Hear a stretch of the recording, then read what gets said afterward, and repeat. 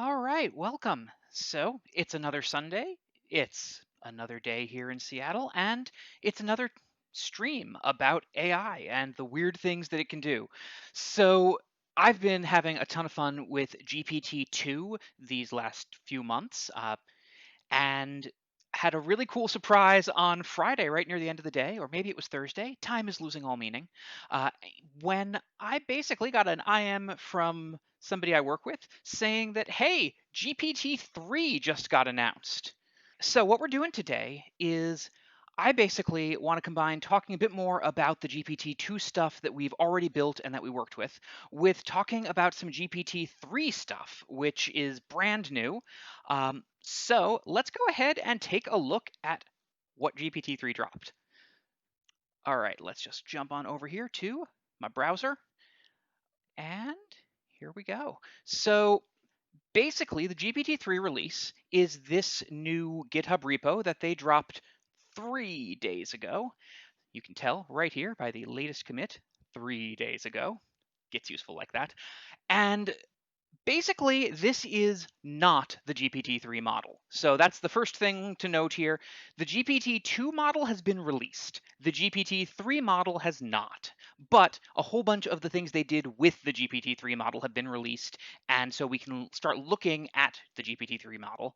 And they've also released their paper on the GPT-3 model. And so what I was thinking I would be doing today is talk a bit about that paper and basically look a little at what we can learn about what they're working on, and maybe use that to inspire some experiments with the older GPT-2 model that is no longer the state of the art. It's apparently just a little behind. So, what we've got here, GPT-3 language models are few shot learners. So, now I did not want to live read a scientific paper on stream blind without having read it already. So I have already gone in and read the paper at the archive link there, and so I'm going to be summarizing here kind of fast and a little bit loose because I don't really think anybody wants to just kind of hang out while I puzzle my way through the math and things of an academic paper. But a couple of key things here. So this abstract actually tells us a lot about what they're after. Recent work has demonstrated gains on many NLP, that's natural language processing, many natural language processing tasks and benchmarks by pre-training on a large corpus of text followed by fine-tuning on a specific task. So we have also demonstrated those specific gains on Loading Ready Live. That was basically what we used GPT-2 to do. We used their pre-trained GPT-2 model trained on the very large corpus of text on the web, and then we fine-tuned it for the task of generating quotes that would be plausible to have come out of the mouths of the streamers for Loading Ready Run. And that was awesome. That was very fun. I had a great time doing that. So that's the prior state of the art. Then they go on to say, well, typically task agnostic in architecture. So the system doesn't care about what task we're doing from a code perspective. This method still requires task-specific fine-tuning datasets of thousands or tens of thousands of examples. So in our case, we were able to do this because we had thousands of quotes from Loading Ready Run that we were able to use for basically the training to give it a good sample of what it's trying to achieve. By contrast, humans can generally perform a new language task from only a few examples or from simple instructions, something which current NLP systems still largely struggle to do.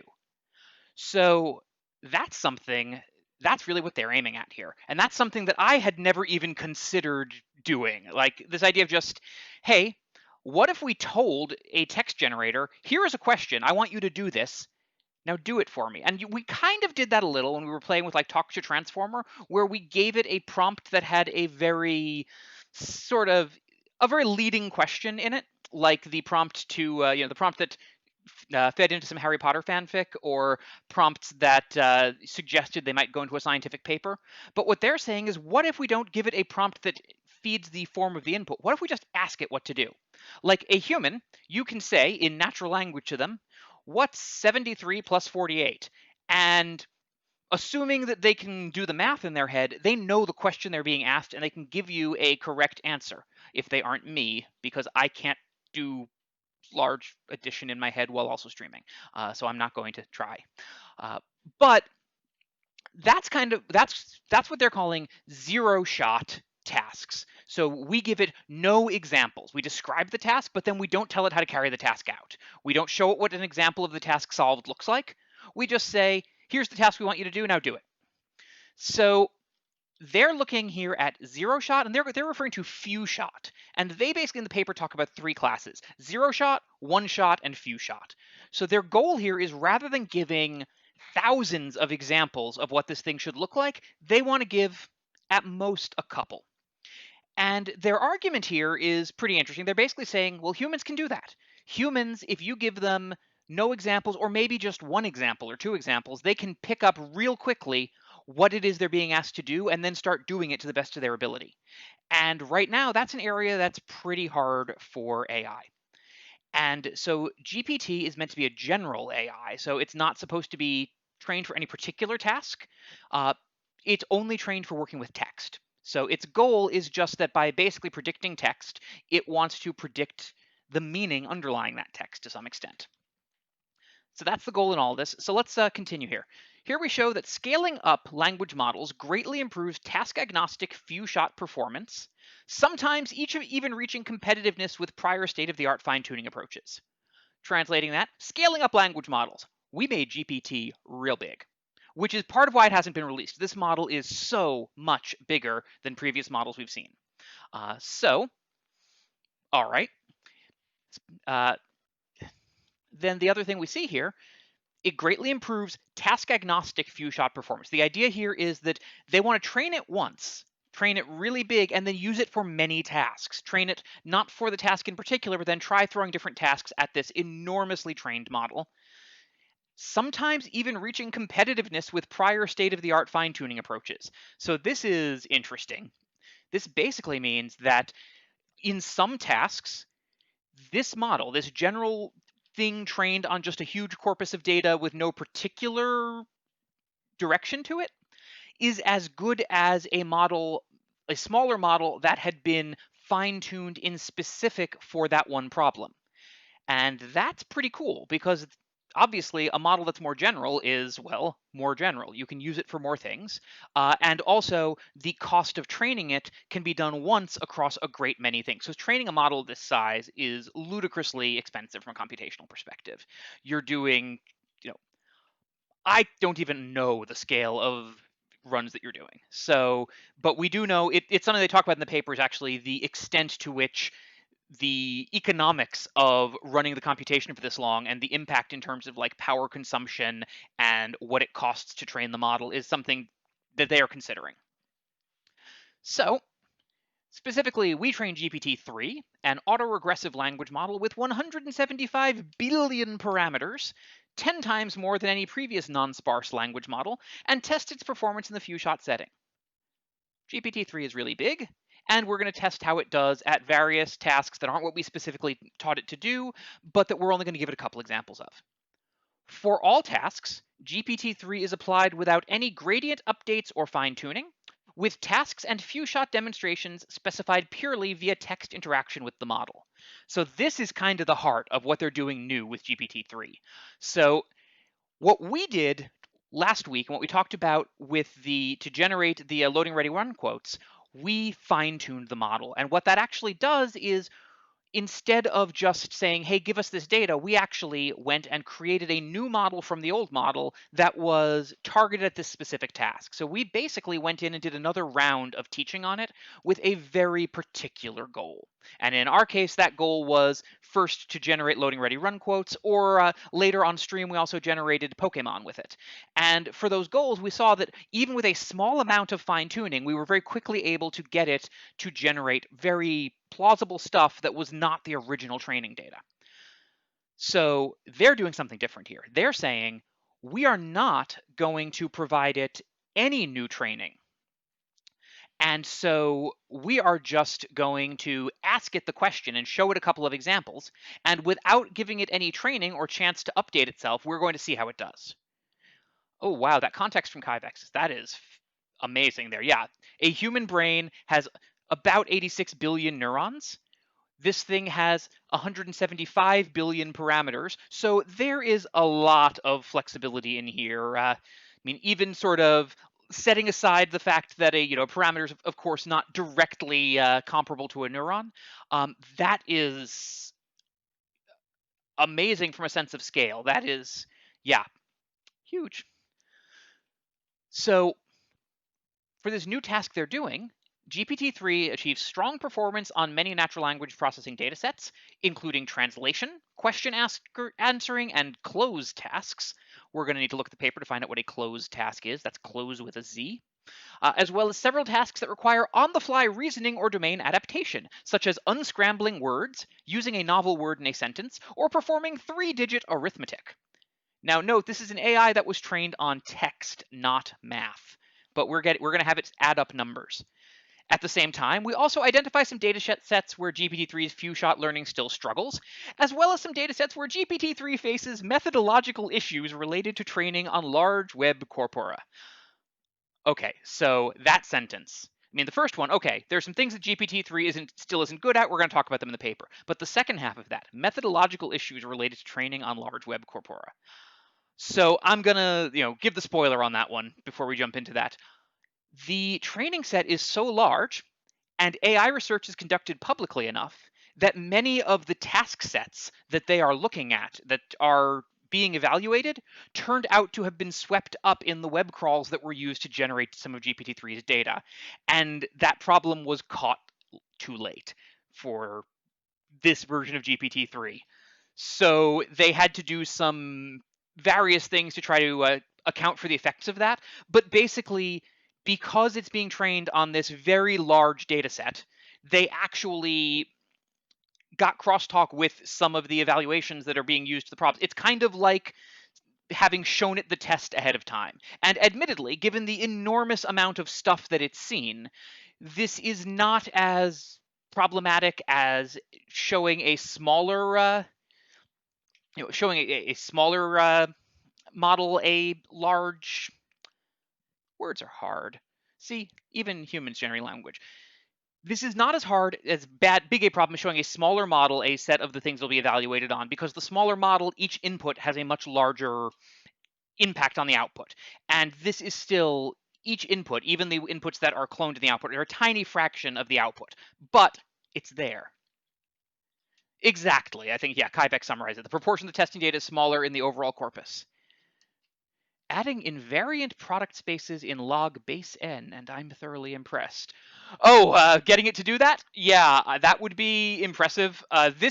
We are still aiming at computers that can do what humans can do, not get beyond humans. These systems are very much, we are just trying to get a system that has the generality of a human, while also being able to do all the things a human can do.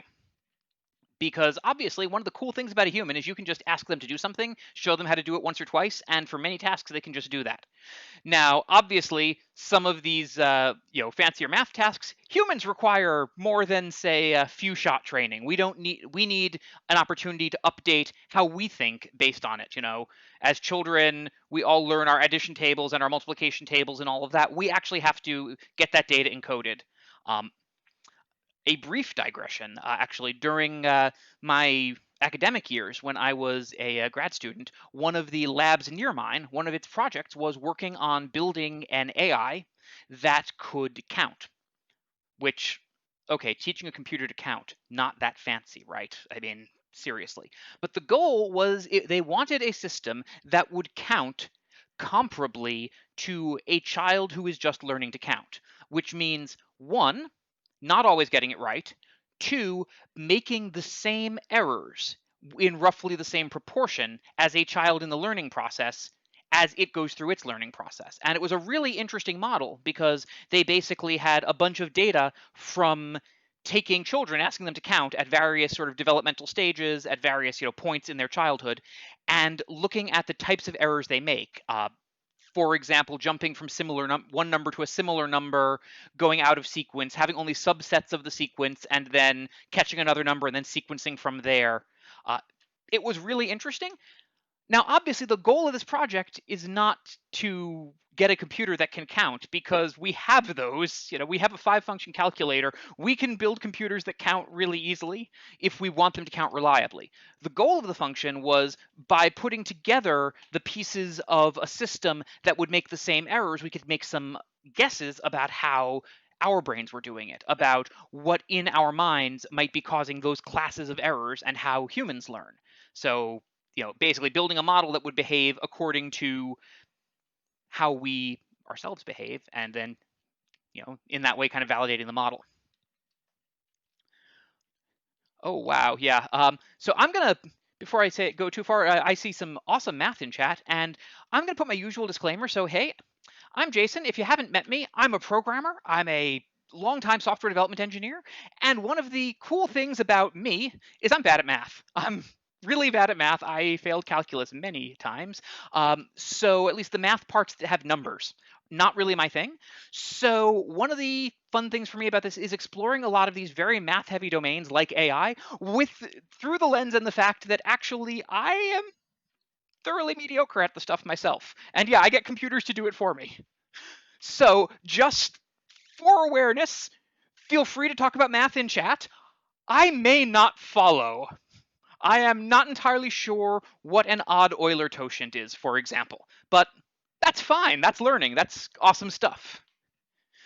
All right, so going back to the methodological issues for GPT-3 here, related to training on large web corpora. So there's a second methodological issue that they raise, which is GPT-3, and I don't know if they did this for GPT-2 because I didn't dig through all of the papers for that one, I'll be honest. GPT-3, they did some evaluations of bias, which were really interesting because, of course, this data set is trained on the web, and there are some awesome stuff on the web, and there is some terrible stuff on the web, and there are, kind of basically many of the things humanity has written are on the web, and many of the things that humanity has written are terrible.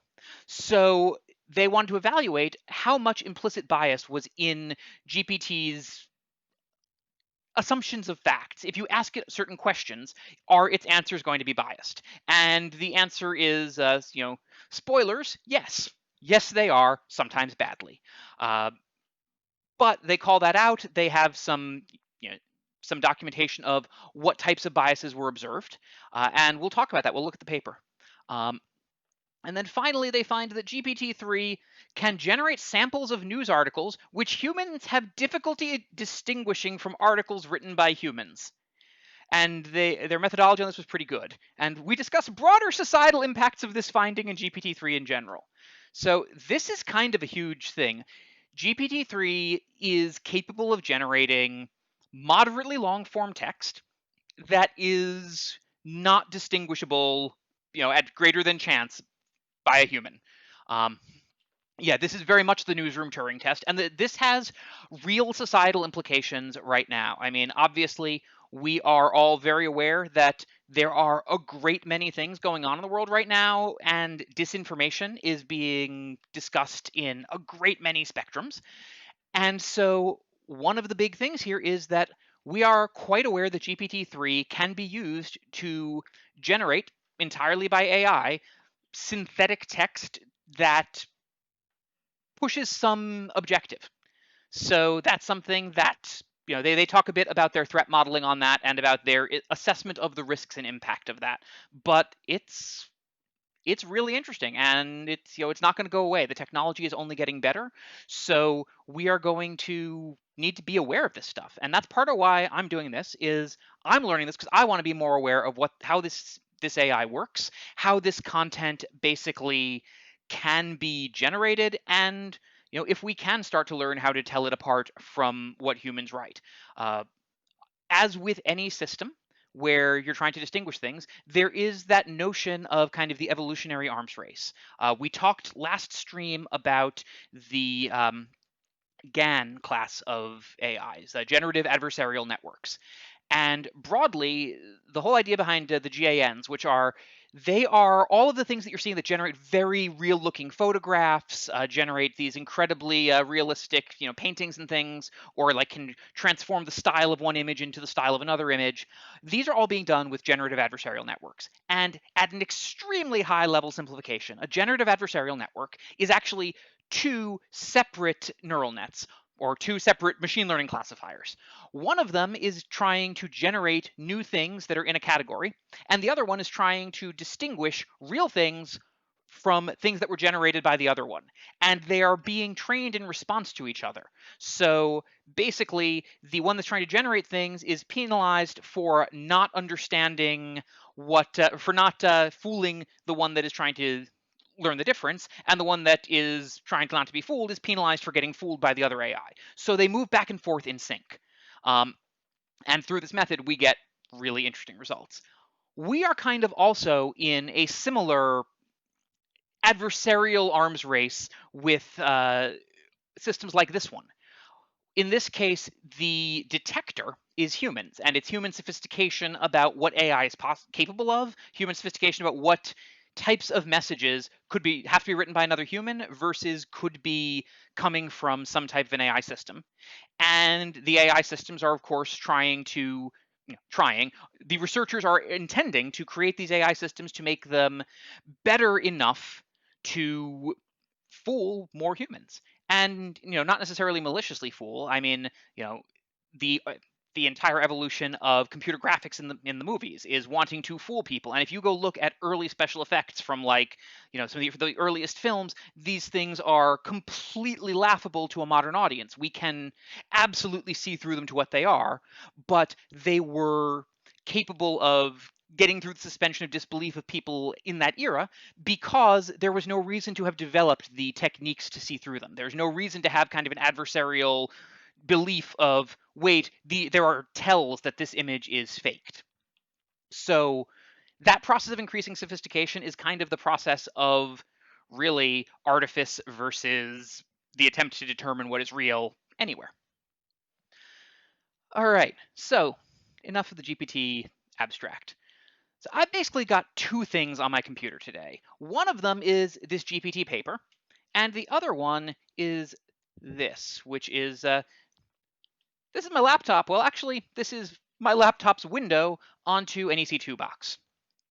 Um, oh yeah, and it's a great example, Kyvex. A non-malicious use case in long-form text generation would be like helping kids learn to read by providing them customized, interesting stories. I mean, in some regards, one of the things we are really looking at here, I feel like a great piece of science fiction to come revisit here is Neil Stephenson's The Diamond Age.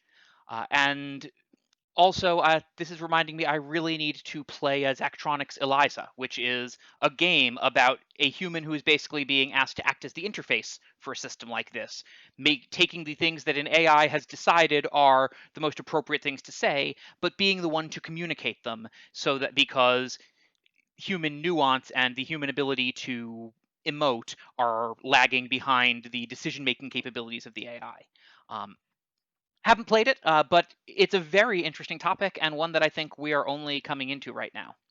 Um, so what I've got here, this machine is actually, it's a GPU heavy instance running on Amazon EC2, and it's optimized for doing some machine learning. And we did some machine learning on it last week. So I'm figuring, because machine learning takes time, I'm going to bounce back and forth between these two things, talk a bit about GPT-3, and also do some experiments with GPT-2 here on the machine where we've got it running. So let's get something started on GPT-2. We've got this directory here. And I'm just going to start by doing what we did last week, since there are quite possibly some folks who weren't here for that, and it was fun. So I'm going to start by just teaching this thing how to generate some quotes from the loadings ready run. And also, this should just say a smoke test that my configuration is still good. So we're going to go, first let me check what's in the checkpoint directory, which has all the things we've already got. All right, we've got a bunch of different things. So we're going to run Python, because this is a Python program. Demo.py, because I gave it the best name ever. And we're going to just ask it to print out its help documentation. Oh, no module named GPT-2 simple. Well then. All right. That sounds like we need to oh, nope. Okay, I know what we need to do. We did not start up the dependencies properly. This machine, when we start it, gives us some information about starting it up. And it's, is it activate? Let me see. Oh, that will be way the heck back in my, was it source? There we are. Source activate TensorFlow P36. So this is basically telling the system that it needs to activate the TensorFlow Python 3.6 environment. So let's do that. All right, now we're in the correct environment. Let's try that again. And this time, it does not scream at us that it doesn't have that module, because this time it's found all its Python stuff.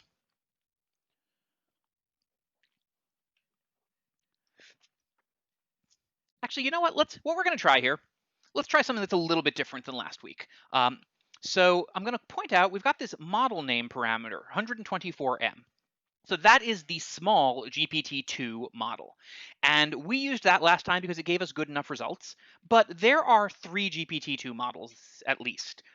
Small, medium, and large. And yeah, we're going to try medium because large is known to not fit on this machine. Large, there are notes on what it takes to use large, and I was not willing to spend that much on hardware. Basically, the machine we're using to stream costs us 90 cents an hour. The machine that we would be using to run large would be closer to $100 an hour. So for a stream I'm doing for fun and entertainment, I can't justify running large. And I would still need some hours of configuration just to get it working. So, no.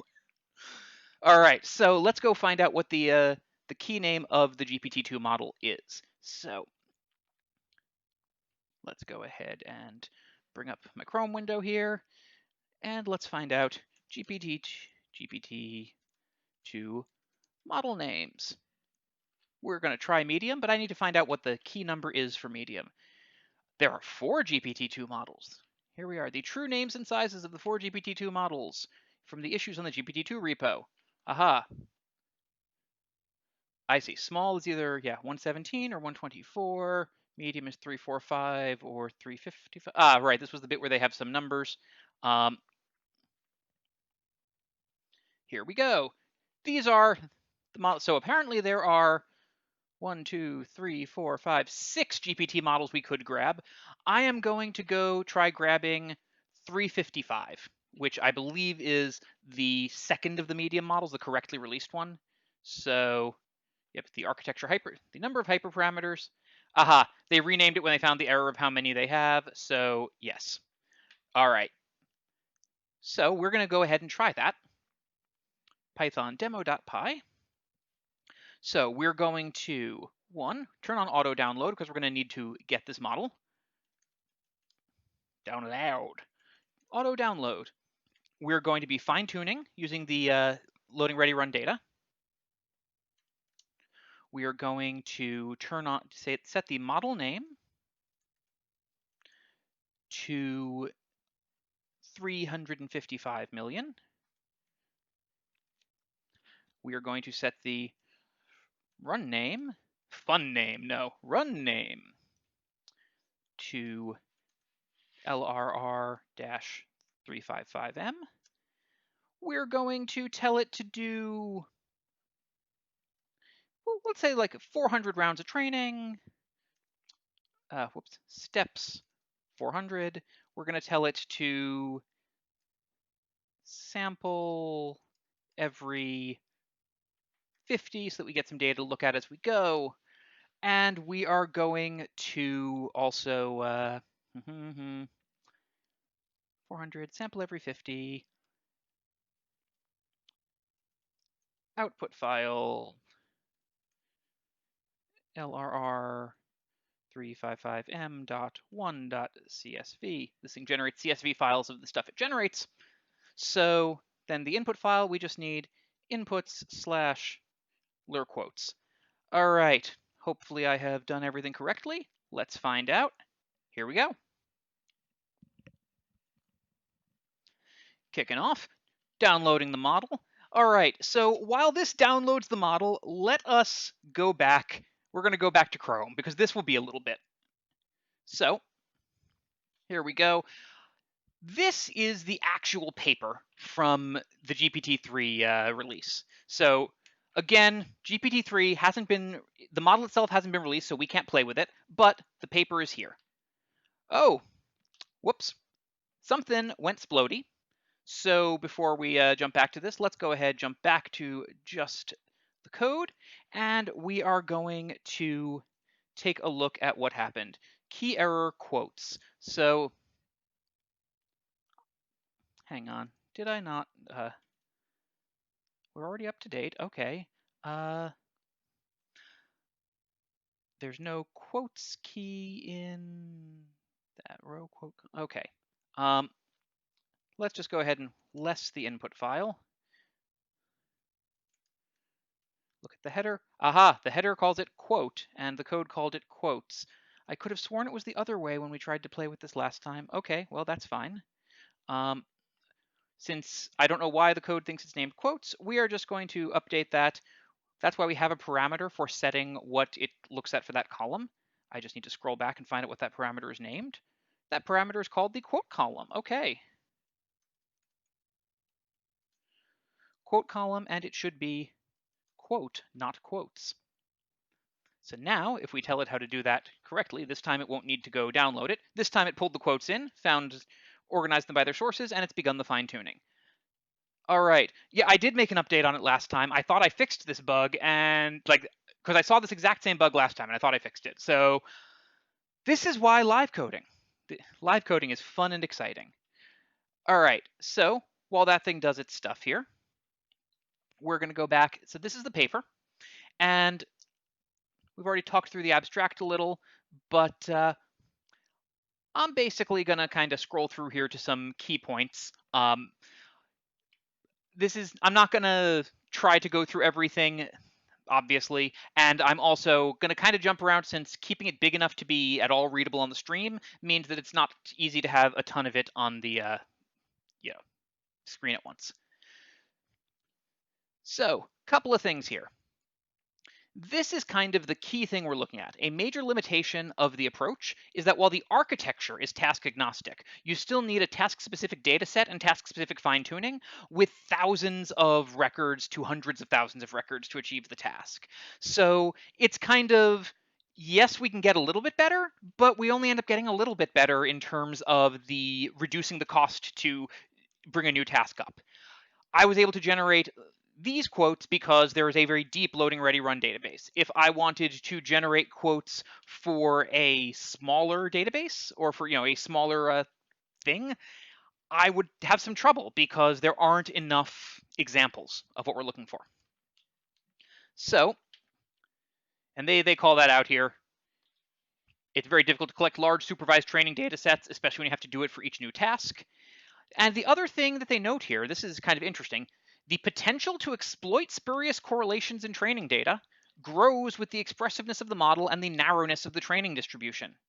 So this can create problems for the paradigm we're in where you pre-train and then you fine-tune because they're large to absorb information during pre-training, but then we have this very narrow data set for the fine-tuning, which means that we might not be able to generalize as well with that data after we do that. We're basically using a data set to fine-tune that is too small for this model, and there may be some issues.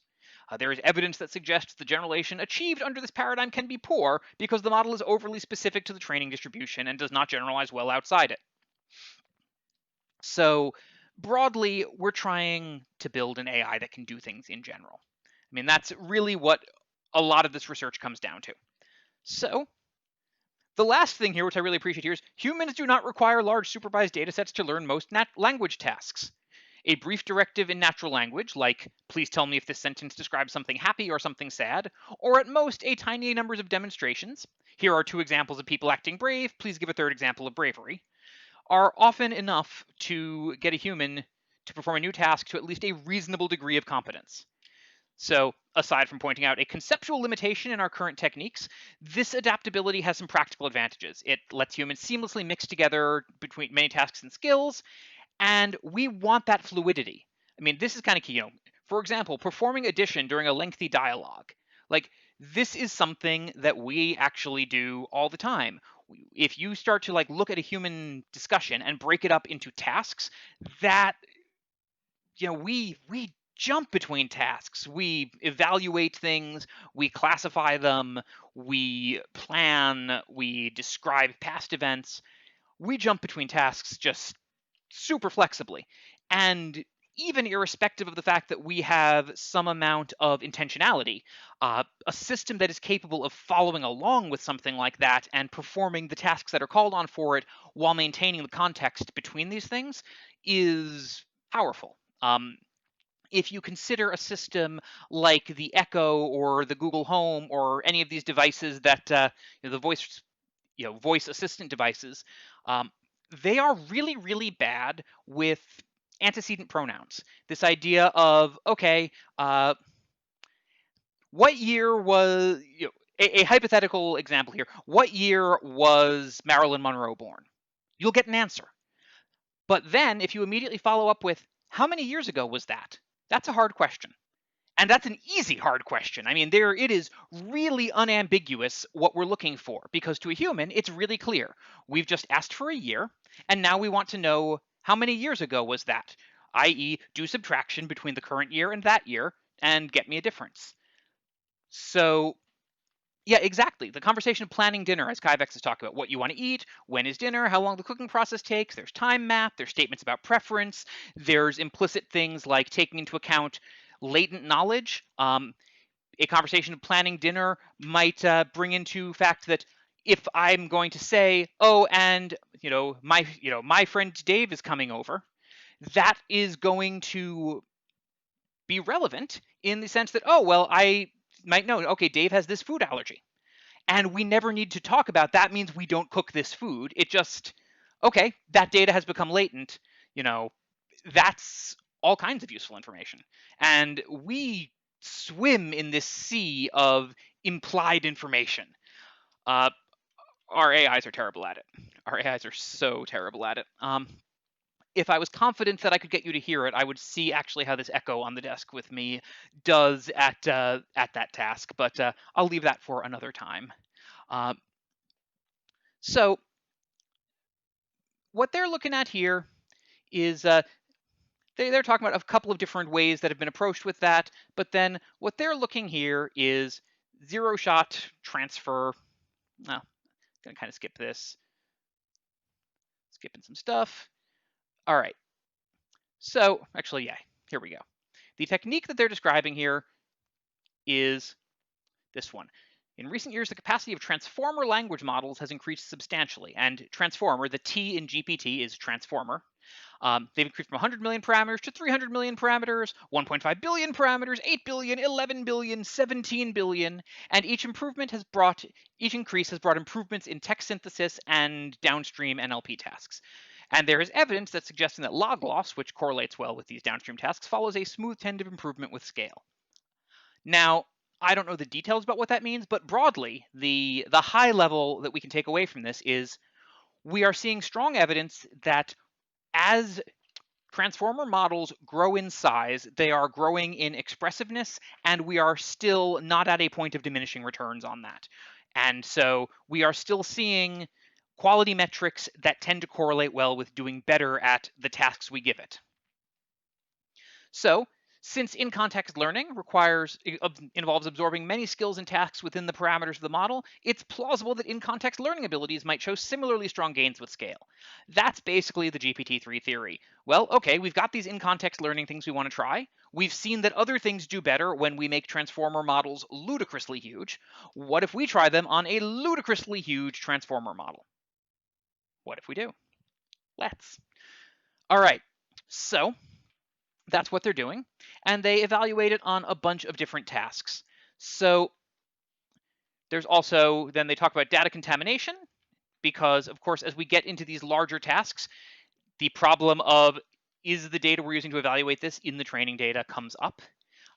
They find that there are a minimal effect, and they don't report results on the data sets where they could not account for it. Finally, given the broad spectrum of capabilities, we discuss concerns about bias, fairness, and broader societal impacts and attempt a preliminary societal analysis. So this paper, by the way, this is all, I'm going to go ahead and put the repo in chat if anybody is interested in following along. The paper is also linked to from the repo.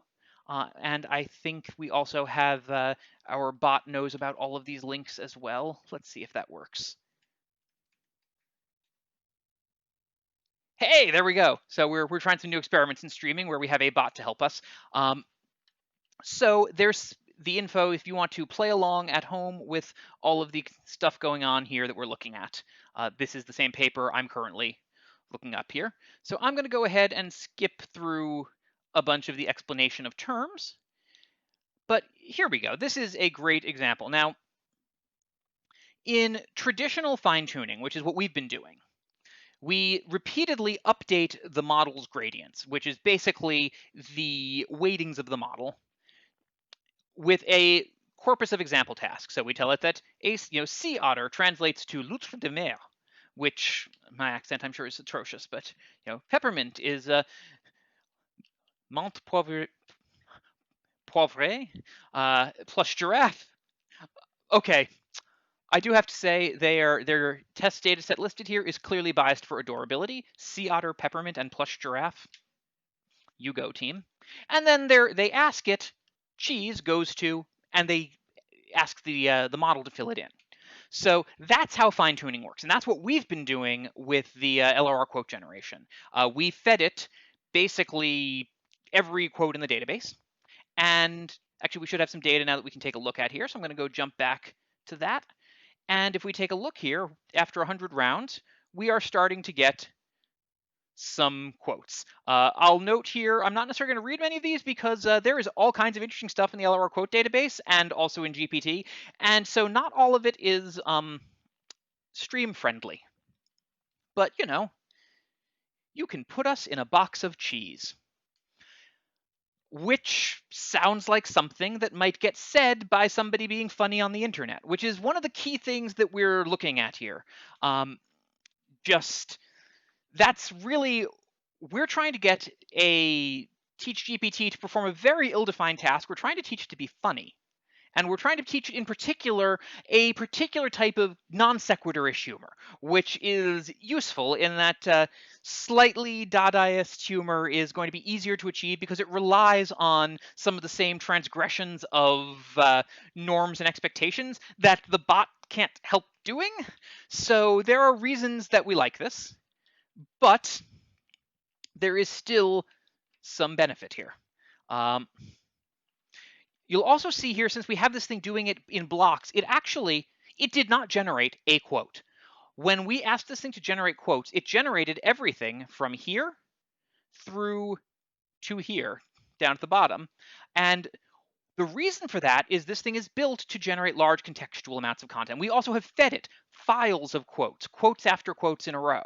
So it ends up, because it has learned from the broader corpus that text should have context, that it keeps bringing things up. So we can see here, you can't put us in a box of cheese. You say you're going to make me eat some sort of cheese. That was right after I said, that was right after I said, that was right after I said. So you can see it's got some ideas about saying and cheese.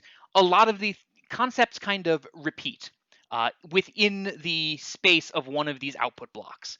And that's an artifact of GPT, but it's not actually bad for what we're doing. It means that we end up with these sort of riffs as we're going. And yeah, every 50 training examples, we get another one of these. You can see it was already pretty good previously. What we're kind of doing at this point is we let it run for a while to see how good it gets. Over some time, it does become a bit of a problem. It will eventually begin just quoting the input text. So the last thing we do that we'll see at the end of this thing is we take the final output that we've asked it for, and then we compare it to the input quotes and find out how many of the quotes are truly original versus how many are just, the same thing that we put in already. Why do we have a sword? That's really profound questions right there. All right, so while this thing continues to think about how, oh, wait, here we have 200. Yeah, while this thing continues to think about how to do tests, can that plagiarism check be made part of the model's fitness function? No, because the fitness function of the model is, in fact, literally asking it to plagiarize. The fitness function of the model is given these words, tell me the word that comes next. So we can't build the plagiarism check into the model itself because we're in a real sense trying to teach the model to plagiarize. On the other hand, we don't want the final outputs of that to be the specifics from the original model. And part of the way we achieve that is, well, actually, so we've got this concept. One of the things we're playing with here is this concept of temperature, which is once we actually have the model, after we're done with the teaching phase, the model has a set of probabilities. It basically is outputting the probabilities that something is going to be the next, the next word. And yeah, it is kind of lossy plagiarization, or yeah, and aggregate plagiarization. So what the idea of temperature is if we set the temperature to 0, it will always take the next word that it believes is the most likely. So it will be very predictable. It will also tend to get stuck in loops sometimes with things like that. It will also tend to increase plagiarization. If we set the temperature very high to like 100%, then it is going to tend to choose something kind of at random from all the things it could choose.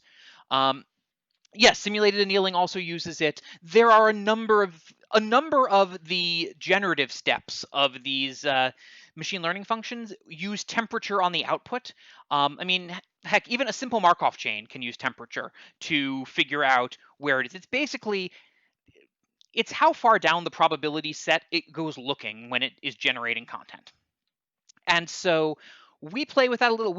I have not played at all with altering the temperature of this model. I've just been playing at a defaultish temperature of, I believe, 0.7, so 70%. That's something we could play with. There are so many parameters in this model that I have not even begun to play with.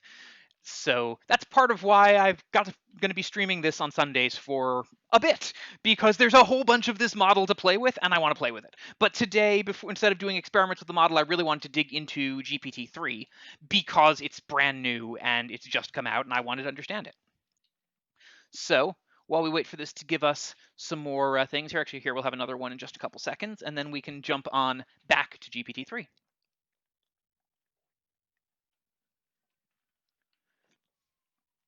All right. So also, one thing I want to point out, lower loss is better, but you'll see the model does not learn in kind of a strictly forward manner. This is one of those great examples of, evolution is not a straight line. Each iteration is trying to be better, but some iterations represent backsteps. The overall result is worse. That's okay if it helps us avoid sliding into a local minimum. So yeah, there we go. We got another bunch of these. I thought it was cute when it was alive. So I'm not going to check any of these for plagiarism by hand right now, but yeah. All right, we'll let this thing to keep going, and back to taking a look at Chrome here. So we were talking here, that's what we've been doing over here, the fine-tuning version. So the version that we've also got, what GPT-3 is doing, are these couple of things. We've got zero shot, one shot, few shot. So in zero shot, we just say translate English to French. Cheese goes to. Human can do this. At least a human who knows French or has access to Google Translate. One shot, in addition to the task description, the model sees a single example of the task.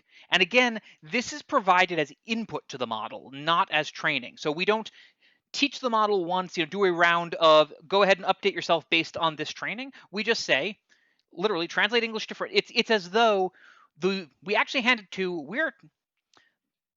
for the model, the way we are always asking it to operate is we are saying, what is the next word here? What is the next word in this text? So in this case, we actually show it literally this text that says, translate English to French, sea otter goes to loutre de mer, and then cheese goes to, okay, what's the next word? So we give it that as the input context. And in fact, let's go ahead and try this out on GPT-2. Using Talk to Transformer like we did last week.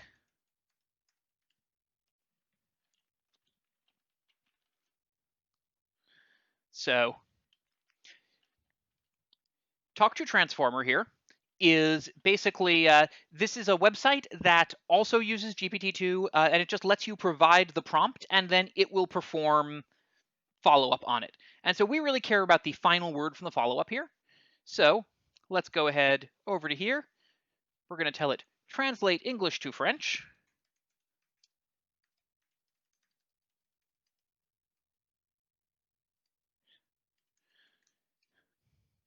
So there we are. That's the same prompt that they gave GPT-3 for zero shot. Let's see what happens.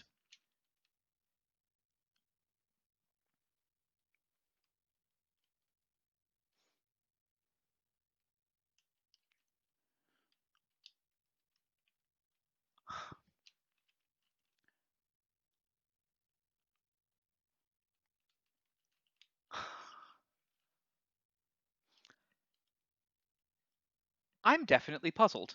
It's definitely done something, but I'm not really sure what the source material is that it must be kind of basing itself on here. But this is interesting. We clearly have not translated English to French. Let's just give it another attempt to run the same task here. Hey, this time it's figured out that it needs to have some French in there. And in fact, it's found some amount of French translation content. But again, it has not translated English to French for cheese. So we'll give it a third shot here.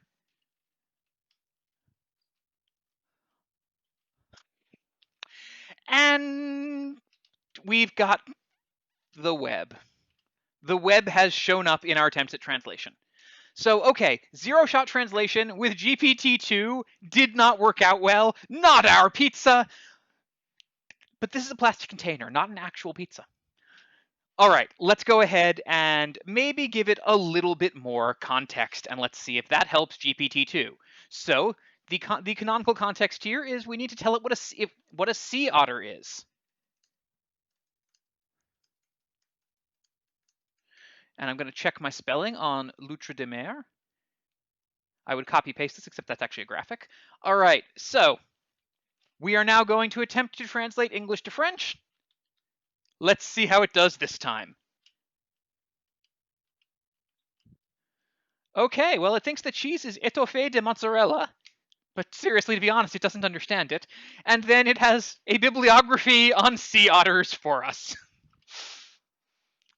Okay, well, we're getting some translation and we're getting some sea otters, but it hasn't figured out that sea otters are not really relevant to the context. They're just kind of an example. Let's try it again, see what happens. Cheese, chamois de nouveau cheese. You can translate different parts of the sentence. Okay, wow, yeah, this is, wow, yeah. Can I try the popular children's book Stinky Cheese Man? If you've got a passage from said popular children's book, I would be happy to throw it into Talk to Transformer.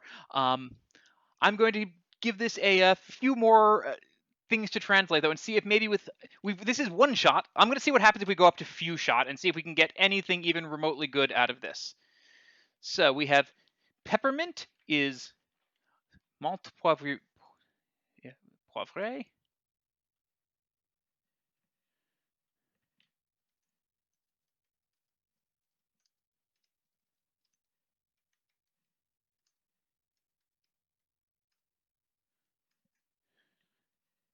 And did I get the accent right on that? It's been a long time since I took high school French. I did. All right, and then our plush giraffe is a giraffe peluche.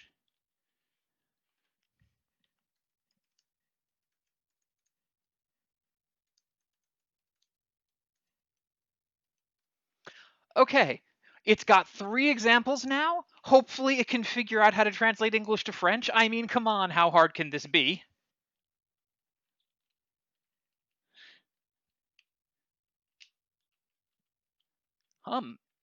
Été débris.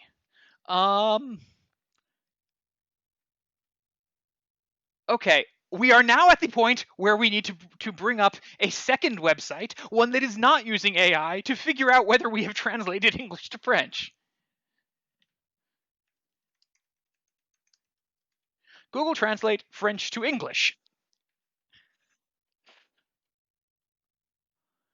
All right, so Transformer would like us to believe that été de brie is cheese.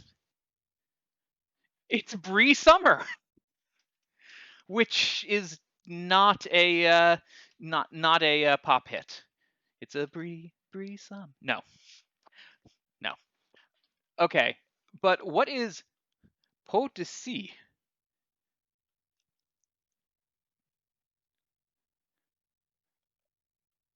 Okay, that is definitely the French to English does not like that one. What about sourissant de mousse?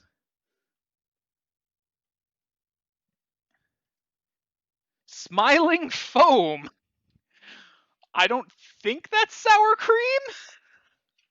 But okay, so I believe, absent a native French speaker in chat who can tell me how we're doing, I don't think we've done very well. We're going to give this one more shot, though, since it did feel kind of promising.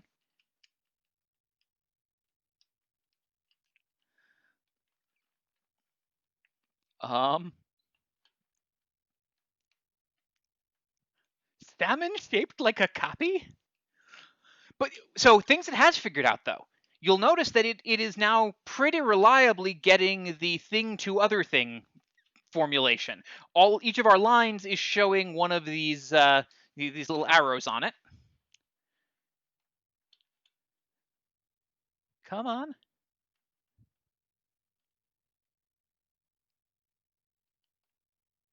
We had Bulbasaur, which means how did it know we played with Pokemon last stream? That's what I want to know. All right. Scuba gelado. Do we believe that? We translate from German? No. Translate from detect language. Scuba gift. Okay, so scuba gelado is just not no. And wolf. Furfur sin Suarez. I have no idea. French to English. So, okay. Whatever we're generating here, certainly Google Translate does not think that we have achieved French, which, you know, I'm not going to say that isn't just someone's persona. That stranger things have happened on this, the internet. But, all right. So we can see here the fact they got GPT-3 to do this. We did not get GPT-2 to do this, because that is basically what they were doing with GPT-3, where we did no retraining. We just asked the model, okay, here's this prompt, get it right. And it did not. All right. So here's some of the tasks they asked it to do. I'm going to try to find some of these here. Results. Pretty graphs, but So yeah, Lambada is one of the tasks we've got here, which is a last word completion. Alice was friends with Bob. Alice went to visit her friend blank. So we're looking for the answer Bob. George bought some baseball equipment, a ball, a glove, and a blank. Let's see what happens if we go ahead and ask Transformer on a couple of these.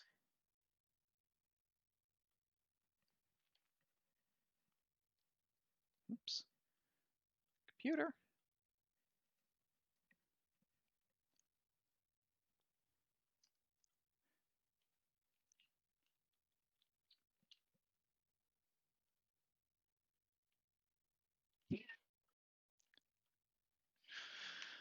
Oh, wow. Wow.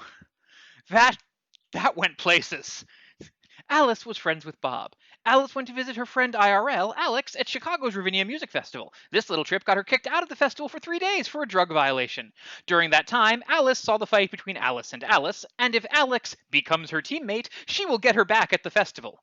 Those 3 days proved to be quite a struggle for Alice and led to her insomnia, paranoia, and her eventual death in the late 90s.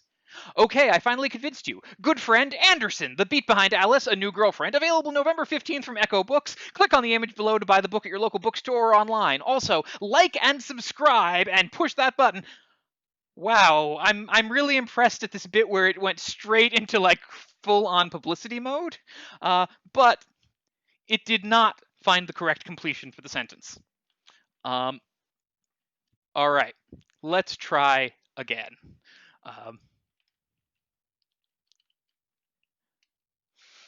Okay, no, you can't just put a new blank there and use that to answer the blank. Though, points for trying, GPT. Points for trying.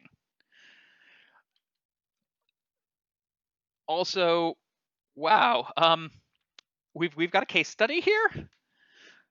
But all I want here is for Alice to go visit her friend Bob.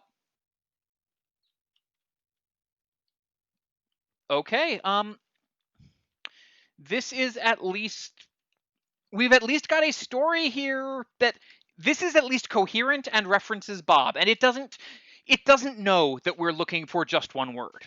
I mean, that's one thing here. We have Bob appearing, and if we leave that blank out of it, we do get you. Alice went to visit her friend in Washington, D.C., and found that Bob had suffered a brain aorta aneurysm. GPT, do we need to talk about your concerns? Okay, but let's try the other one, because the other one, come on, does it know what baseball is? Or do we have one of these un-American models that doesn't know the American sport? Said with a great deal of irony. George bought some baseball equipment, a ball, a glove, and a extra ball. But then he wants to go bowling.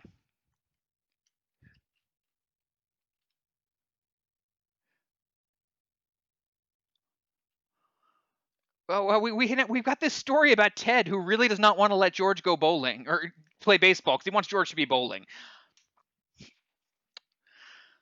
I'm worried about Bob and Ted here and George. I'm a little worried about our friends inside the AI here.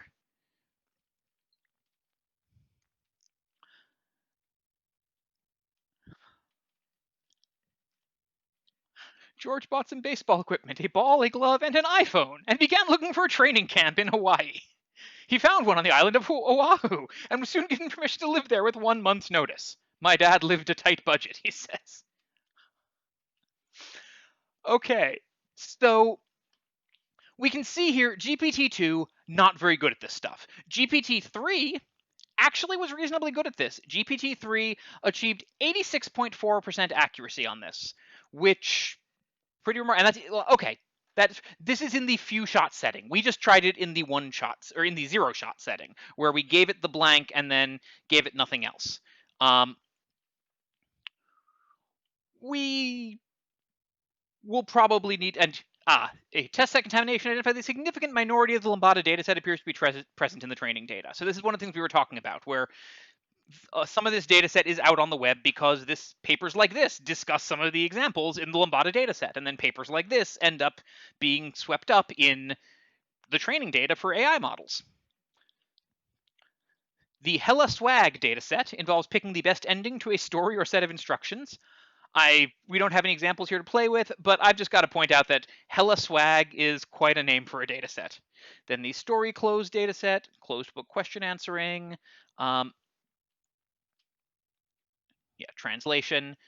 So broadly, the key thing here is they've got all of these tasks that they've been giving this, and it has performed decently on many of them, and has gotten better in its performance as the size of the model increased. Trying to see if there are any others here that are. And all right, some of the things here we've got are things like the Grad Schemas challenge, which is as they say here, it's a classical task in natural language processing that involves determining which word a pronoun refers to when the pronoun is grammatically ambiguous but semantically unambiguous to a human. I wish I had an example of the Grad schemas here because they are great things here. Grad schema examples. So this is things like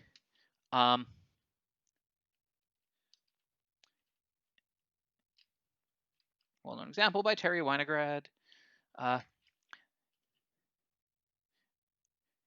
The a pair of sentences that differ in only one or two words and contain an ambiguity that is resolved in opposite ways in the two sentences and require the use of world knowledge and reasoning for its resolution. The example from Terry Vinograd is the city councilman. Here, let me zoom this here. The city councilman refused the demonstrators a permit because they feared violence, or the city councilman refused the demonstrators a permit because they advocated violence. So if the word is feared, they refers to the city councilman. If the word is advocated, they refers to the demonstrators, because it is generally understood in the broad scheme that it is unlikely that you are going to have people involved in city council permitting who are advocating violence, and very likely that you're going to have people in city council permitting who fear violence. So this kind of task, we've gotten up to nearly 100% on non-adversarially designed Vinograd schemas, but there's also then a adversarial one, which is more difficult, the Wino Grand dataset, which was developed to be harder for AIs. And so, yeah, they've achieved 88.3, 89.7, and 88.6 in 0, 1, and few shot. So no clear in-context learning, but in all cases, achieving strong results just a few points below state of the art. All right, so let's jump back from GPT-3 back to GPT-2 for a bit, because we've finished the run and actually some interesting stuff has happened. So jumping back here to take a look at this, I'm going to scrim back up here. It generated a bunch of things, and then after the very final one here, it parsed out the quotes, and then it checked each of them against the data set. And now what we'd see here is if any one of these matched the data set, underneath it, it would say match and the quote that it matched to. But interestingly, not a single one of these matched, which is something I haven't seen before. So that's actually something that might be true of the larger data set, is that it might be better at not overfitting. Because, yeah, we generated 35 quotes, and none of them were plagiarized. And so here, again, or yes, the larger model. Yes, the larger GPT model. Basically, there is, and I believe that there might have been a larger input data set to the GPT model. But yeah, our data set, the quotes data set, is the same across both. So these quotes are, yeah, pretty good. I mean, this is, again, feeling fairly lurish, feeling fairly like things that might occur on a stream. And so, yeah, this is one of those things. I really don't have a problem with you using the N64 controller to play as Yoshi. It's figured out that talking about video games is a thing that happens on Game Streamer streams. It's figured out that weird quotes about spooky things happen a lot. I have a lot of friends, and a lot of them are buried under this game. They're buried under this game. It still has that propensity for weird repetition. It still wants to know, why is there a fire brigade? Well, okay, I don't know if it wanted to know if there was a fire brigade before, but so this is actually interesting. This one of the things too I was not expecting is that this did not take appreciably longer to train than the small model. So I think I'm going to be switching to using the medium model from here on out, because this is pretty nice.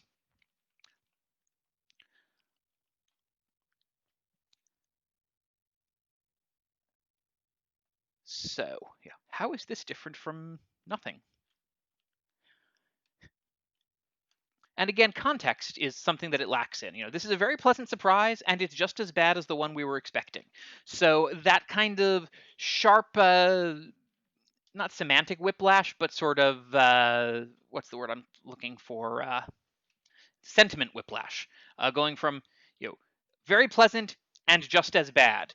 That can generate comedy, but it also can sometimes, like in this one, be just a little bit unnatural feeling.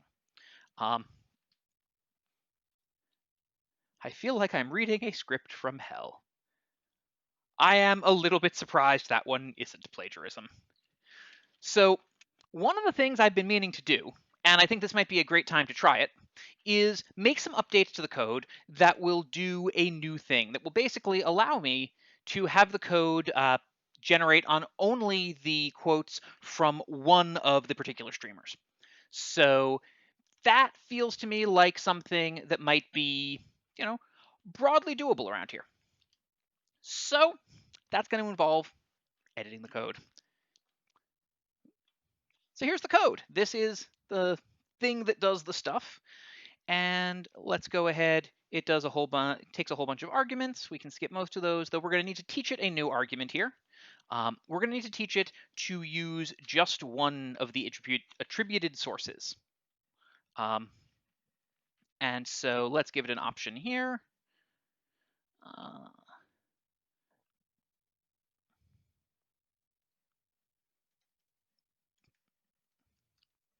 Source attribution. So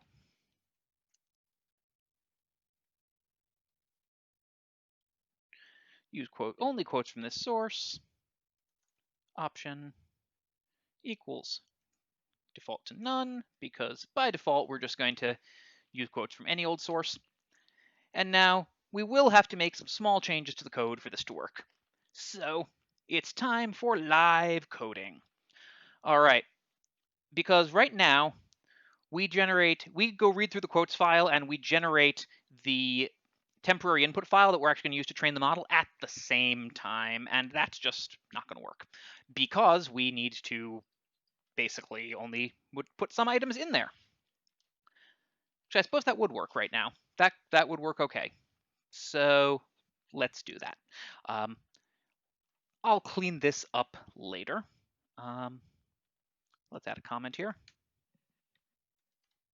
To do.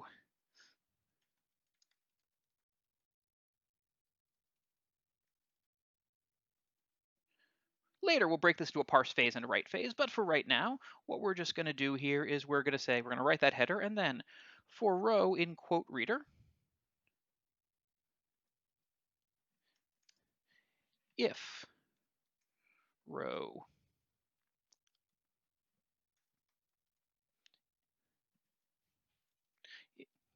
attribution, if the row's attribution column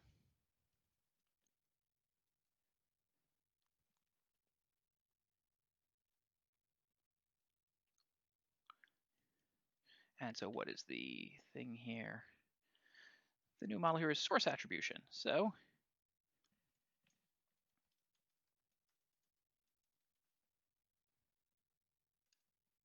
if source attribution equals none, or the row's attribution column matches the source attribution,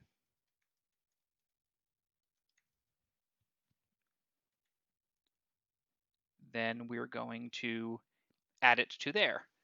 We are going to use all the quotes. For right now, I'm going to leave all the quotes in the plagiarism test because I am kind of curious when we train this. We retrain this with just a subset of the original quotes. If it will plagiarize quotes from the original training set without, while it's subtrained on other stuff. So I'm going to leave it like that. But for right now, yep, loaded those quotes attributed to that many sources. And if source attribution does not equal none, print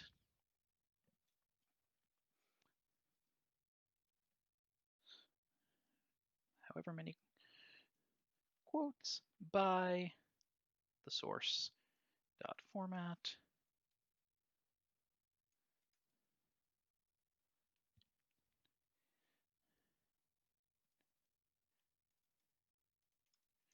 attributions of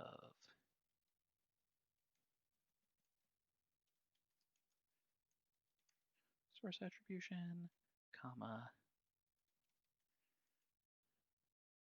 There we go. So what we've just done here is we've said we're going to tell it how many quotes we actually ended up with. I'm going to save this, and let's just start by doing a straight up fine-tuning run on this. So what we're going to do is we're going to open up the Git side pane here. There we are. We're going to, we're going to add this and also the git ignore file that that I edited earlier. There we are, all changes staged. And now, we'll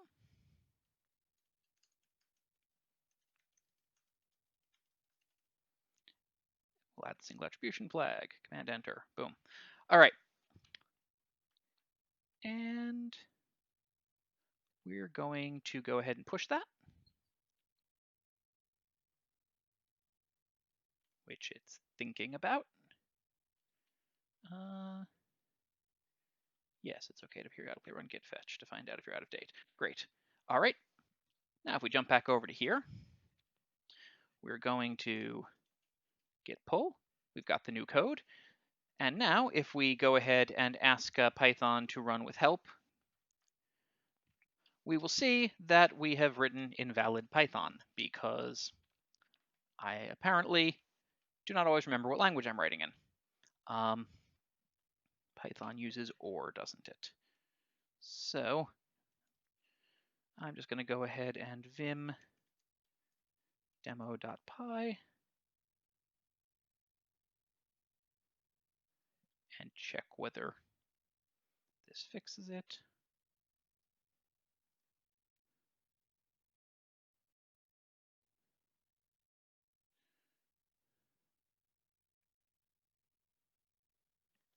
Yep, Python uses linguistic or.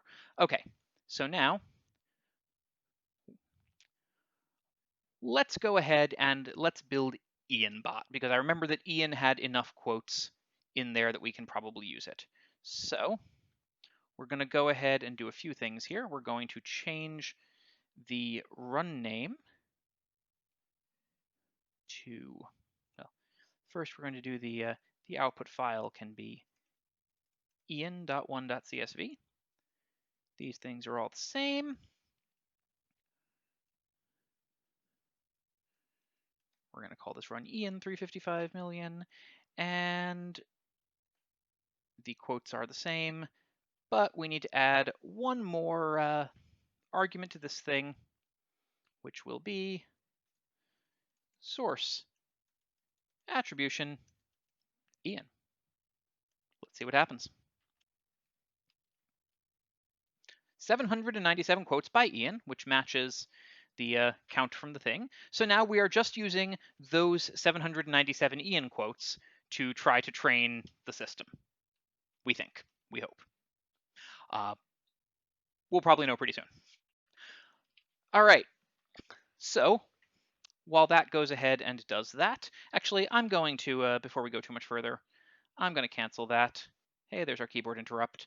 I am going to not do 400 steps on this because I don't think we need it. We were getting pretty reasonable behavior relatively early in this, so I'm going to go ahead and do 200 steps.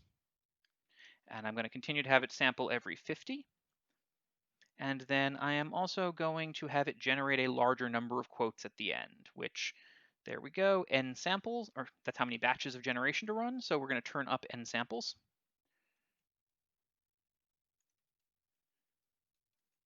to 5. So generate 5 batches of, hopefully, Ian quotes. And this will be interesting. We'll see how it does on this. So while that's running, back to playing with the document here.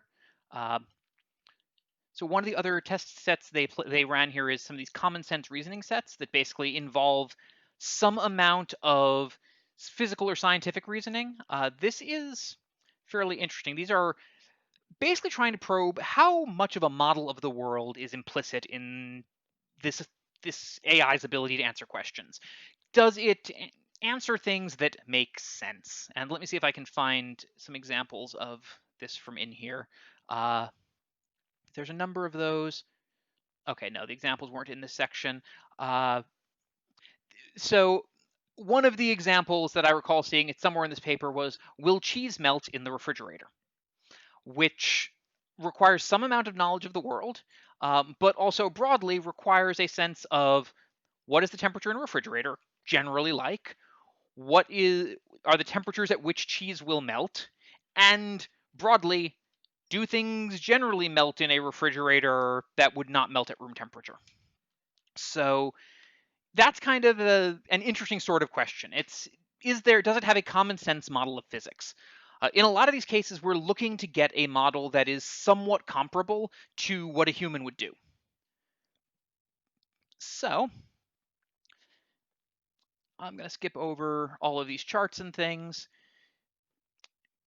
Yeah, because this is one of the most interesting section to me, the synthetic and qualitative tasks. So we basically wanted to perform some amount of computational reasoning on the fly and recognize things that are unlikely to have occurred in the test data at all. So, for example, two-digit arithmetic. The model is asked to add two integers sampled uniformly in the range of 0 to 100 exclusive, phrased in the form of a question. So what is 48 plus 76? And it needs to answer, and then it needs to say 124. Similarly, subtraction. So basically addition and subtraction all the way up to 5 digits, and then two-digit multiplication. And the one-digit composite operation. Wait, composite operation. So this is basically some type of multi-part operation with more than one action to be taken. And in all these tasks, we were looking for an exact correct answer. They generated a data set of 2,000 random instances of the task and evaluated on all of them.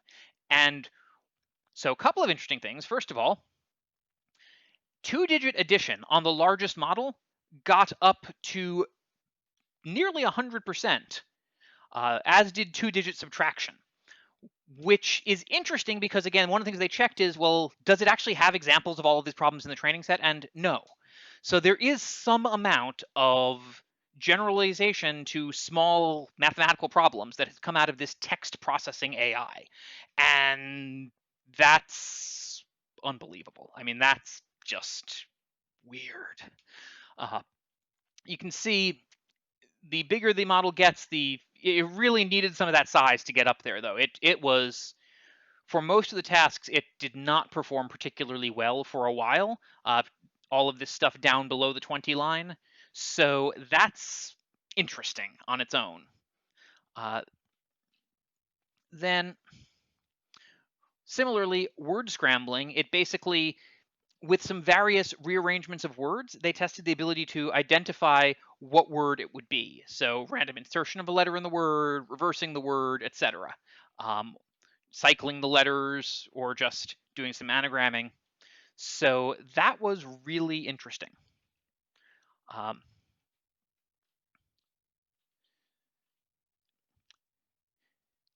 Then the news article generation was also, decently interesting. This is the one that, of course, has gotten a lot of interest in general because news articles are obviously one of the places where we are most sensitive to the use of AI in affecting society. So let's see. Here we go. So one of the things here that they did here, come on. They arbitrarily found 25 article titles and subtitles from the website newser.com, and then they completed those titles and subtitles with their model and gave both completions to a human and asked which one was the machine-generated one. And they were asked to select which one was, whether the article that they got was very likely written by a human, more likely written by a human, I don't know, more likely written by a machine, or very likely written by a machine. So all of the articles that they selected were checked that they weren't in the training data, so they weren't there to be mined. The model outputs were formatted and selected programmatically to prevent human cherry picking. And there was also an experiment to control for participant effort and attention that followed the same format but involved intentionally bad model-generated articles. And I really appreciate this. This is a great example of how to put a control in science. They also built a really weak model with no context and increased output randomness. And they trained it, or they gave it the same prompts and included those as well. And this was there as a way of testing, basically, are the people who are doing this paying attention? Are they even doing this task? And this is something that matters a lot when you're using human assessment, is figuring out whether your human has just kind of checked out. So mean human accuracy at detecting that the intentionally bad articles were machine generated was about 86%. So 50% would have been chance level performance. Humans had an 86% chance of figuring out that the intentionally bad articles were machine generated. By contrast, human accuracy at detecting articles from the 175 billion parameter model was barely above chance at about 52%. And as the model size increases, there appears to be a trend towards humans being unable to tell, towards chance accuracy. Human GPT detection of GPT-3, which is, of course, the largest model that we're currently talking about, is close to chance. And this is true despite the fact that participants spend more time on each output model as model size increases. They spend more time reading it to try to figure it out, which is also interesting. They provided some of it. Much of the text is difficult for humans to distinguish from authentic human content. In fact, here I'm going to jump to these figures because these are one of the ones that people were very bad at telling and one of the ones that people were very good at telling. So this is the article that humans had the greatest difficulty distinguishing from a human written article.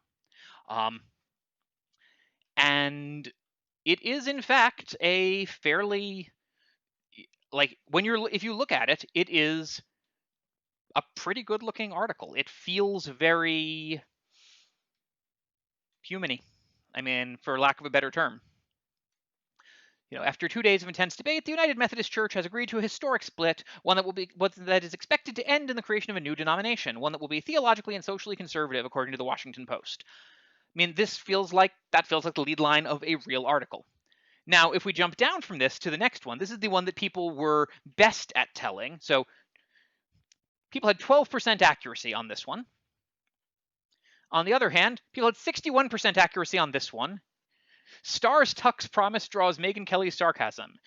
Joaquin Phoenix pledged to not change for each award event. A year ago, Joaquin Phoenix made headlines, or it's Joaquin, isn't it? I'm terrible with names. Anyway, made headlines when he appeared on the red carpet at the Golden Globes wearing a tuxedo with a paper bag over his head that read, "I am a shapeshifter. I can't change the world, I can only change myself."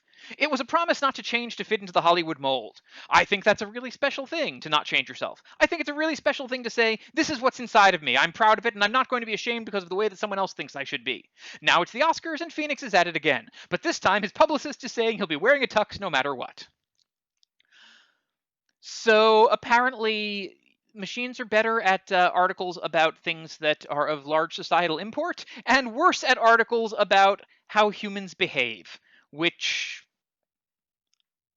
I'm not going to overgeneralize from this, but I find this article rather funny. So, yeah. Speaking of funny, let's jump back over to the stuff that we're generating from the Ian training. Let's see how it's looking. We've had a couple passes here.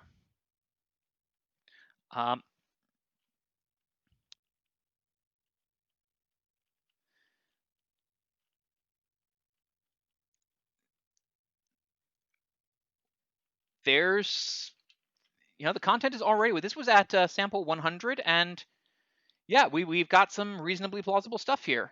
Oh, the UMC split is absolutely a real thing.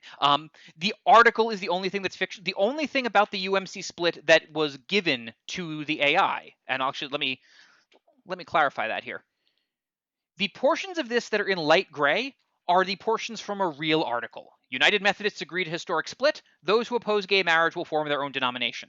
That is the only factual information that was provided to the model. Similarly, Stars Tuck's promise draws Megyn Kelly's sarcasm. Joaquin Phoenix pledged to not change for each awards event. That was also a real article.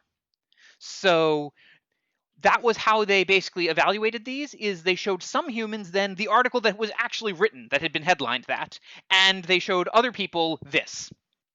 So yeah, the details on this one are, of course, I would have a hard time fact checking this, but probably worth noting. Like, I don't know which portions of this are true. One of the other things that's interesting here, of course, is that there is nothing that requires us to have provided this a factual headline and subtitle. We could have just as easily provided a completely non-factual headline and subtitle and gotten an article that is plausible, supporting that counterfactual.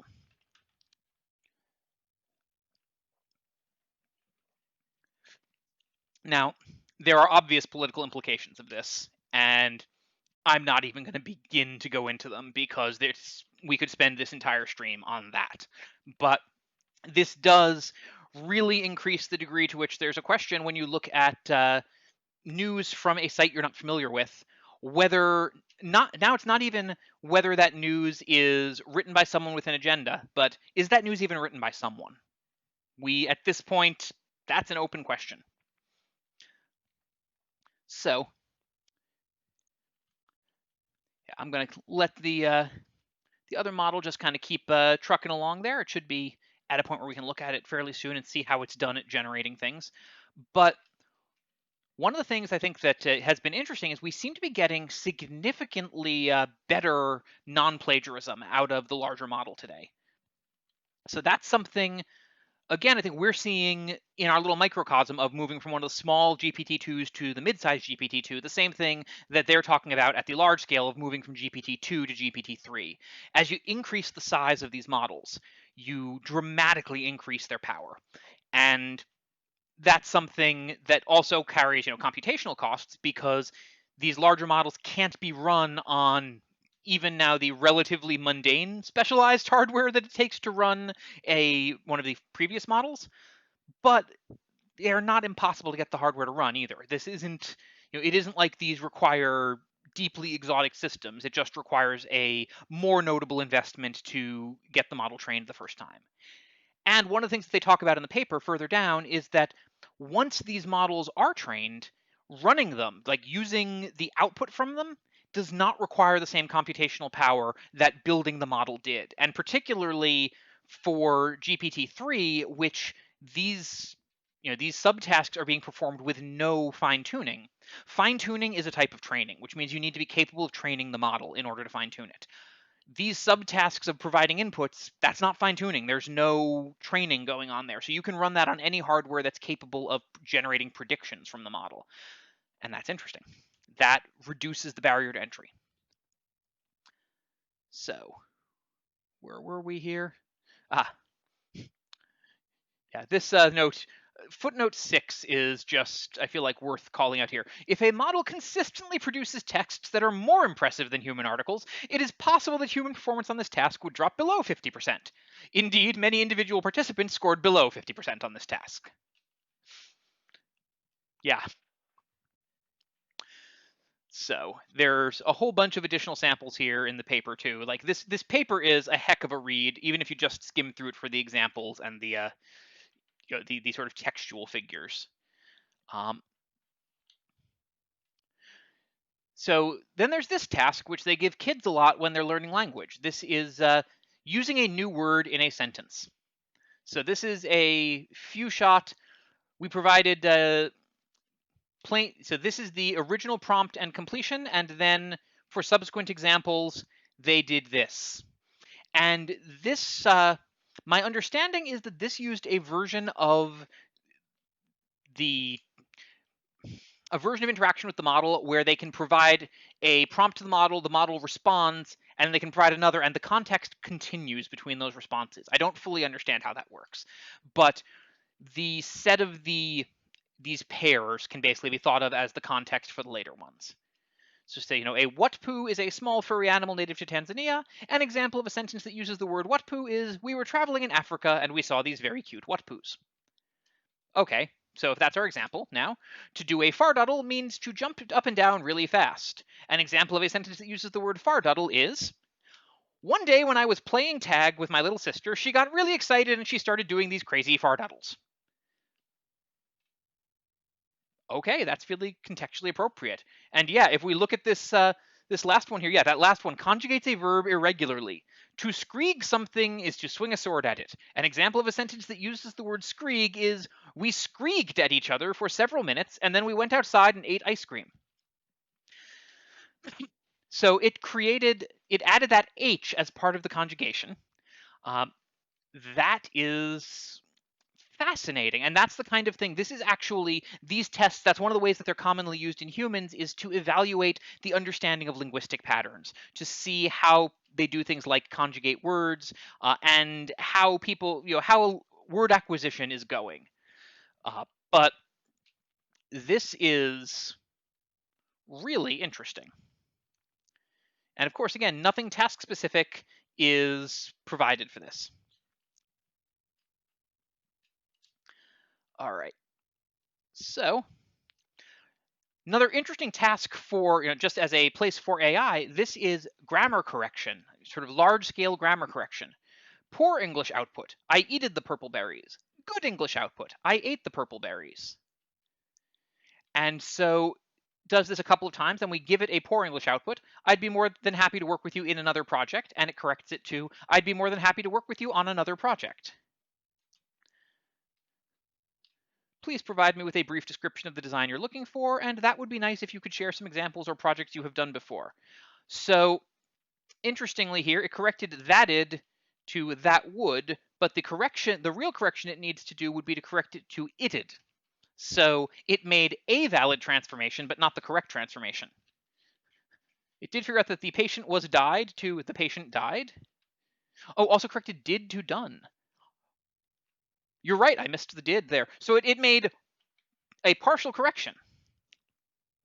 We think that Leslie likes ourselves. We think that Leslie likes us. Janet broke Bill on the finger. Janet broke Bill's finger.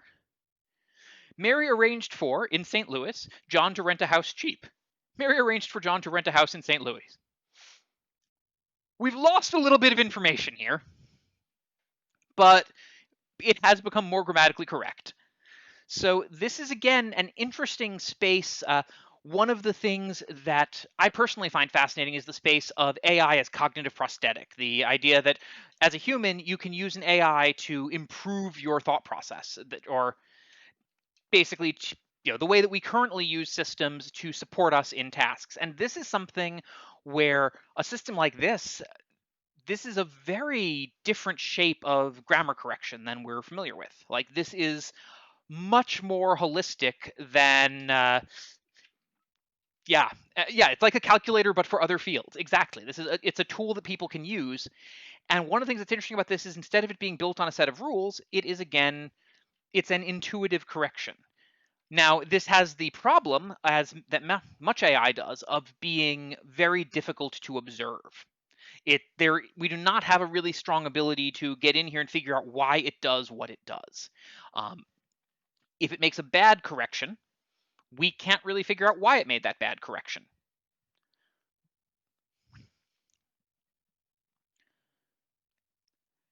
So, got just a little bit more time here. See that we're finishing up the data on the lure quote generation from Ian, and so we should have that shortly. But one other thing I do want to point out here, since I mentioned it earlier in the stream, is I would love to find the section here where they talked about bias impact here. So here we go. Fairness, bias, and representation. So in the association of gender bias, they focused on association between gender and occupation. They found that occupations in general have a higher probability of being followed by a male gender identifier than a female one, so they're male leaning, when given a context such as the occupation was a neutral variant.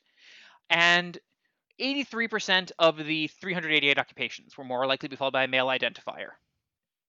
And in particular, occupations demonstrating higher levels of education and occupations requiring hard physical labor. Occupations more likely to be followed by female identifiers include midwife, nurse, receptionist, housekeeper, etc. So this is a extant bias. Like, it's not like this bias came out of nowhere. This is a bias that exists in society at large, and we found it in the data. So this is interesting. One of the things that a process I've heard described is AI washing, or algorithm washing, where when you take biased data and you feed it through an algorithm, you then get to treat the results of the algorithm as though they are in some way pristine and unbiased. And well, that just ain't true. Like, we're demonstrating here that because the data that went into this algorithm is biased, the data that comes out of it also biased. We also tested how these probabilities change when they shift the context to be the competent blank or the incompetent blank. And thankfully, while competent increased male bias, incompetent did not decrease it. It did not make it more likely to be female, which, yay. They then did to investigate racial bias. They went with prompts such as the race man was very, or the race woman was very, or people would describe the race person as, generated a bunch of samples for those. and they explored how it impacted sentiment, and also explored how it what things tended to co-occur with it. And they are noting here in specific that they're explicitly prompting the models to talk about race, which focuses on it. So this cannot be taken as a inclination that these models are disproportionately inclined to talk about race, but that when racial content comes up, these are the associations encoded in the model. So yeah, you got your most biased male descriptive words, your most biased female descriptive words. So one of the interesting things here, I'm going to mostly skip over this, but one of the interesting things that we did see here is if we look at the most favored descriptive words that show up in association with various religions, I mean, this is frankly terrifying in terms of bias in the system. That we've basically the societal biases are reflected in this, which means that we can't look at a system like this to make judgments that are divorced from the context of the rest of the world, that are not not subject to the implicit biases that people carry with them. AI, as we build it, is developing many of the same implicit biases we have because it's trained on the ephemera that we put off as humans. So that's pretty interesting. I think, yeah, this is really the thing that one of the things I found particularly noteworthy in a bad way. We also found that words such as violent, terrorism, and terrorist co-occurred at a greater rate with Islam than with other religions, and were in the top 40 most favored words for Islam in GPT-3. So this is telling us something about us, not about the AI. It's about what broad people have put on the internet. This stuff is presented in their key goals here. I mean, OpenAI is aiming to improve this, and so they are looking at ways to intervene, and they are looking at figuring out how to measure bias in predictable ways. And really, for them, they are looking at ways to put it into the fitness function of the AI to figure out how to reduce that sort of thing. But that first of all is figuring out what that sort of thing even is from a quantitative perspective. All right, so let's go ahead and jump back over and take a look at what's come out of GPT-2 tonight. So, all right, we generated 32 novel quotes out of 197 quotes, 16.24%.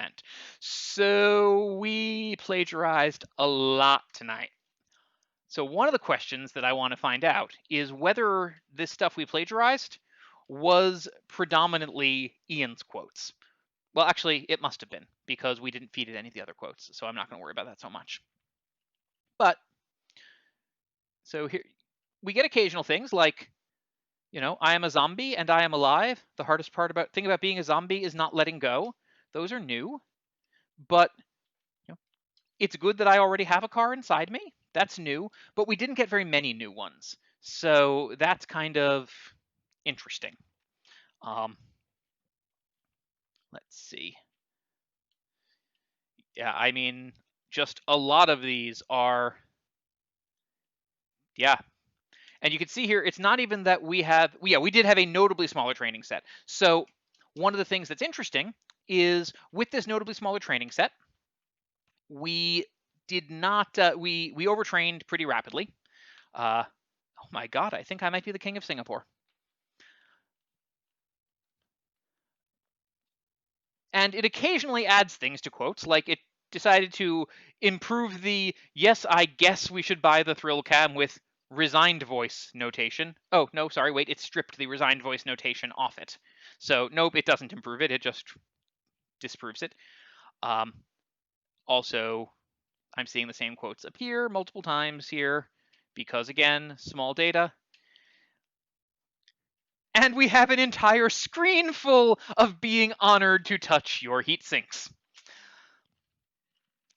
I am not going to speculate on anything except to say that there is probably some type of an AI Freudian thing that we could go into here, and I won't.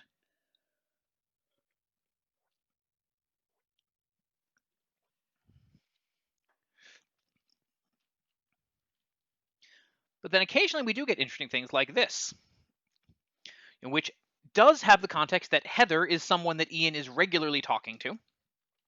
So that's useful. And this is at least vaguely, contextual. The truth value of it is correct, and it is the type of observation that one does not generally make. So neat. All right.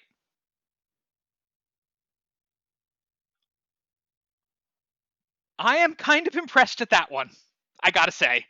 We did get some very Ian-y quotes in among the plagiarism, but yeah.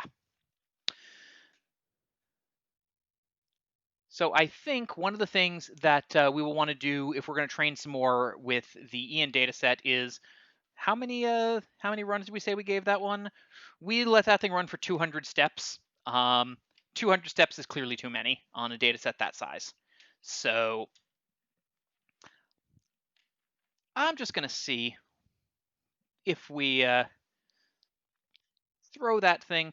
I'm gonna we got a little bit before we have to wrap up the stream here, so I'm gonna see what happens if we do one more pass on this, training with the Ian data and only giving it a short number of tests. I wonder what happens if you took the Lure model and gave it Ian quotes as a prompt for generation. That might be something we could do next stream, because I need to actually figure out how to provide prompts to the generator. My current system does not actually provide any prompts, and I think that's one of the things I'm learning from this is the prompting is really interesting, like looking at how they're using it in GPT-3. And so figuring out how to do that. The other thing I'm looking at is possibly providing an Ian colon in the training data so that the prompts are tied to which of the Lurians they are from, and then providing it, opening with a request for a quote from a certain person and seeing what happens with that. Yeah, get it to try to do its themes generation thing on an Ian mood. That makes a ton of sense. I'm going to see, though, what happens if we're just going to ask this thing to run 50 steps of training and then generate stuff. And this will be ian2.csv, and we'll see what happens, because I'm curious. So that'll take a couple minutes to run. But broadly, I mean, I think I found the GPT-3 stuff is fascinating in terms of what they're doing. I'm hoping that we're going to get a release of it that we can possibly play with. Might be a bit, but I would really love to see more ability to play with that. And yeah, the paper. One of the key things I'm taking away from this is I'm really glad that OpenAI is doing their work with such a high degree of rigor and such a high degree of awareness of the implications of what they're doing. So I'm really impressed and happy. And yeah, I think that's kind of where I'm at with that. If anybody's got any lingering questions or things to discuss with the last few minutes of the stream, I am all about that kind of stuff right now.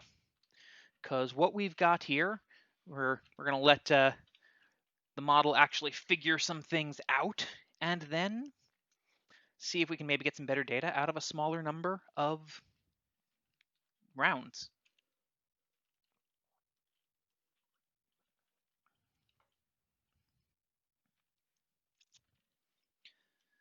So this is the very exciting part, by the way, of AI generation, model generation, is watching numbers march down your screen.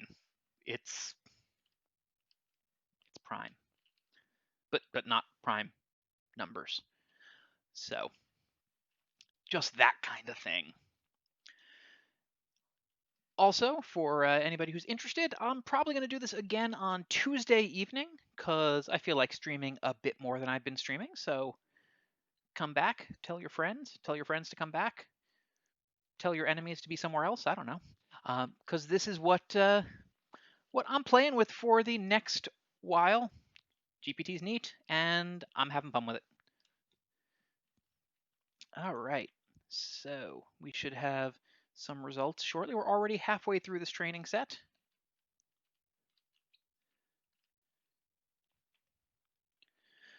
All right.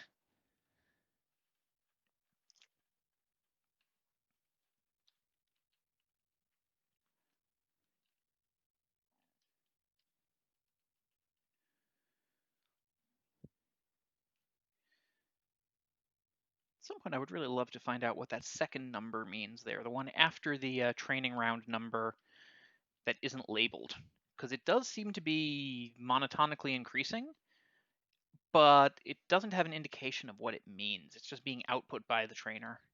I would need to figure out probably what the logging is doing to figure out what that one means.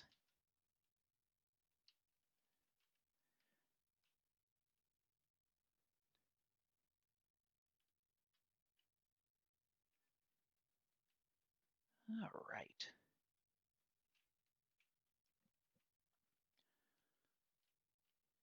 So we should have results in just a couple more of these, which should be excellent. And we will get to find out what our little, Ian bot thinks, and whether it, at a smaller number, does a better job of not plagiarizing. Of course, the other option we might have is using the large training one. Oh, you're right, it is increasing fairly consistently. Yeah, that might be, or it might be increasing by a number that is very close to it. Whoa! What went kaboom?